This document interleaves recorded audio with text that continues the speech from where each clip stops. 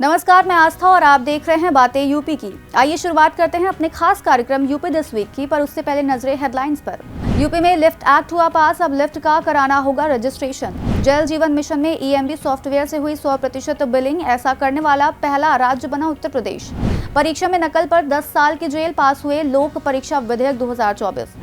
UP के 12वें भारत रत्न बने चौधरी साहब, इस साल 5 लोगों को भारत रत्न देने का ऐलान। लखनऊ से अलीगढ़, आजमगढ़, मुरादाबाद, चित्रकूट और श्रावस्ती का सफर होगा आसान। जल्द 21 हवाई अड्डों वाला पहला प्रदेश बनेगा यूपी। शाहजहांपुर में मिले हड़प्पा काल के हथियार, 200 से अधिक है इनकी संख्या। यूपी में लोकायुक्त की तैनाती 8 से घटकर 5 वर्ष करने की तैयारी, उम्र सीमा भी 70 साल। और अब खबरें विस्तार से। बहुमंजिला इमारतों में लिफ्ट या फिर एस्केलेटर खराबी का डर अब दूर होगा, साथ ही सोसाइटीज में इनके मेंटेनेंस की समस्या भी नहीं खड़ी होगी। यूपी कैबिनेट के बाद विधानसभा में भी लिफ्ट एक्ट के ड्राफ्ट को मंजूरी मिल गई है। इसमें अलग अलग शहरों में निगरानी व प्रभावी करने की जिम्मेदारी तय होगी। नोएडा से लेकर ग्रेटर नोएडा की बहुमंजिला आवासीय इमारतों में रहने वाली बड़ी आबादी इस तरह की व्यवस्था की मांग लंबे समय से कर रही थी। ऐसे में एक्ट को महत्वपूर्ण बताया जा रहा था।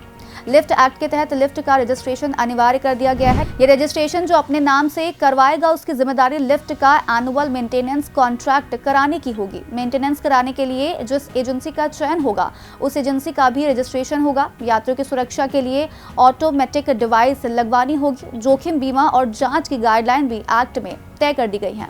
लेते हैं आज की दूसरी खबर। जल जीवन मिशन में online billing software electronic measurement bill यानी कि ईएमबी को 100% लागू करने वाला उत्तर प्रदेश देश का पहला राज्य बन गया है। ये बिलिंग सॉफ्टवेयर के लागू होने से जल जीवन मिशन में काम करने वाली कंपनियों को सिर्फ 14 दिनों में पेमेंट हो जाता है। पूरी प्रक्रिया ऑनलाइन होने की वजह से इसमें किसी भी तरह के भ्रष्टाचार की कोई गुंजाइश नहीं होती है। प्रदेश सरकार ने ग्राउंड ब्रेकिंग सेरेमनी से पहले ये लक्ष्य हासिल किया है। कम समय में बिलिंग होने की वजह से जल जीवन मिशन के तहत होने वाले काम की रफ्तार भी बढ़ गई है। इसके साथ ही ईएमबी के जरिए बिलिंग की प्रक्रिया शुरू होने के बाद बिलिंग में होने वाले भ्रष्टाचार पर पूरी तरह से लगाम लग गई है। आपको बता दें कि हर घर नल योजना में ईएमबी के द्वारा रोजाना 140 करोड़ रुपए से अधिक का पेमेंट हो रहा है, जबकि इससे पहले बमुश्किल 1000 करोड़ रुपए का पेमेंट हो पाता था। लेते हैं आज की तीसरी खबर।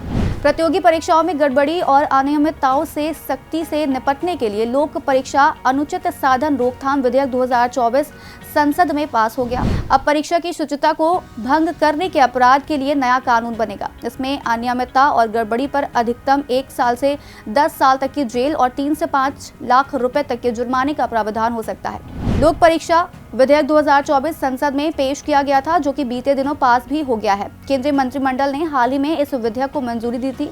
इस कानून के तहत विद्यार्थियों को निशाना नहीं बनाया जाएगा, बल्कि इसमें संगठित अपराध, माफिया और साठगांठ में शामिल पाए गए लोगों के खिलाफ कार्रवाई का प्रावधान है। लेते हैं आज की चौथी खबर।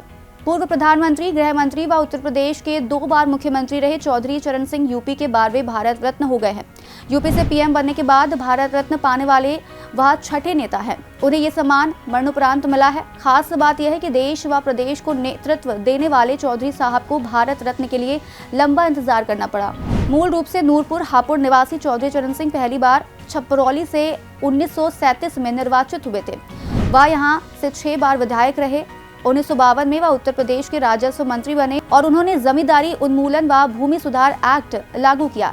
इससे किसानों को भू स्वामित्व मिला। बता दें कि चौधरी चरण सिंह के अलावा PV Narasimha Rao, doctor MS Swaminathan, BJP के वरिष्ठ नेता लालकृष्ण आडवाणी और बिहार के पूर्व मुख्यमंत्री कर्पूरी ठाकुर को भारत रत्न देने का भी ऐलान किया गया है। लेते हैं आज की 5वीं खबर। उत्तर प्रदेश में जल्द ही देश में सबसे अधिक घरेलू उड़ान सेवाएं होंगी और आने वाले दिनों में 21 हवाई अड्डे भी होंगे। लखनऊ के मौसी एयरपोर्ट से अलीगढ़, आजमगढ़, मुरादाबाद, चित्रकूट व श्रावस्ती के लिए सस्ती विमान सेवाएं इसी महीने शुरू करने की तैयारी कर ली गई है। आने वाले वर्षों में उत्तर प्रदेश में 5 अंतर्राष्ट्रीय और 16 घरेलू हवाई अड्डे, इस तरह कुल 21 हवाई अड्डे चालू हो जाएंगे, जिसमें 5वां अंतर्राष्ट्रीय हवाई अड्डा राष्ट्रीय राजधानी क्षेत्र एनसीआर में नोएडा के निकट जेवर में बन रहा है। वर्तमान समय में प्रदेश में 10 हवाई अड्डों का निर्माण कार्य पूरा हो चुका है, जिसमें अयोध्या अंतर्राष्ट्रीय हवाई अड्डे का उद्घाटन हाल ही में किया गया है। वहीं 6 हवाई अड्डों अलीगढ़, आजमगढ़, मुरादाबाद, श्रावस्ती, चित्रकूट और सोनभद्र भी शामिल है। जहां 2012 तक उत्तर प्रदेश में केवल 2 अंतर्राष्ट्रीय हवाई अड्डे लखनऊ और वाराणसी थे।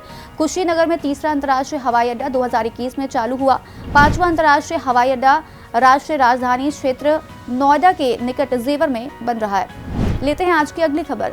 शाहजहांपुर जिले के निगोही में 5000 साल पुराने हथियार मिले हैं। ये हथियार 1600 से 2400 ईसा पूर्व हड़प्पा काल के बताए जा रहे हैं। विशेषज्ञों के अनुसार भारत में ऐसा पहली बार हुआ है जब ताम्र युगीन सभ्यता के हथियारों की रेडियो कार्बन तिथियां प्राप्त हुई हैं।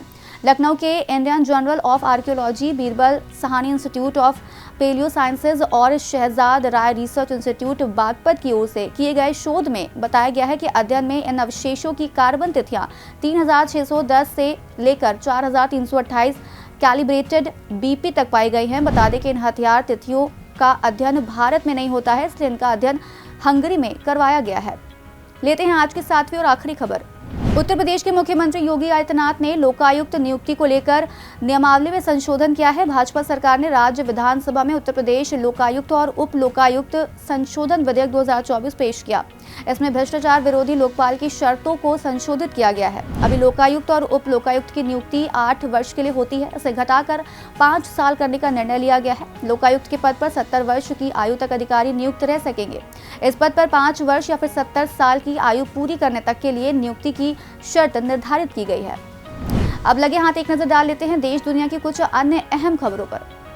सौराष्ट्र क्रिकेट एसोसिएशन स्टेडियम का नाम बदलकर निरंजन शाह स्टेडियम किया जाएगा। 15 फरवरी को भारत इंग्लैंड के बीच खेला जाएगा तीसरा टेस्ट मैच। भारत में वोटर्स की संख्या हुई 97 करोड़। चुनाव आयोग की 28 राज्यों 8 केंद्र शासित प्रदेशों के वोटर से जुड़ी स्पेशल समरी रिवीजन 2024 रिपोर्ट में हुआ खुलासा। राष्ट्रीय विज्ञान दिवस 2024 के लिए थीम हुई जारी। इस साल की थीम होगी विकसित भारत के लिए स्वदेशी तकनीक। 28 फरवरी को मनाया जाएगा राष्ट्रीय विज्ञान दिवस। विश्व बैंक ने हाल ही में logistic performance index report 2023 connecting to competition 2023 report जारी की है। इसके अनुसार भारत 139 देशों में से 38वें स्थान पर है। अमेरिकी अंतरिक्ष एजेंसी नासा ने एक सुपर अर्थ नाम के प्लैनेट की एक खोज की है। ये पृथ्वी से 137 लाइट ईयर दूर स्थित है। नासा ने इस ग्रह को TOI 715b नाम दिया है। तो बस आज कार्यक्रम में इतना ही। कार्यक्रम में दी गई जानकारी आपको कैसी लगी कमेंट सेक्शन में जरूर बताइएगा। ऐसी ही और खबरों के लिए देखते रहें और करते रहें बातें यूपी की।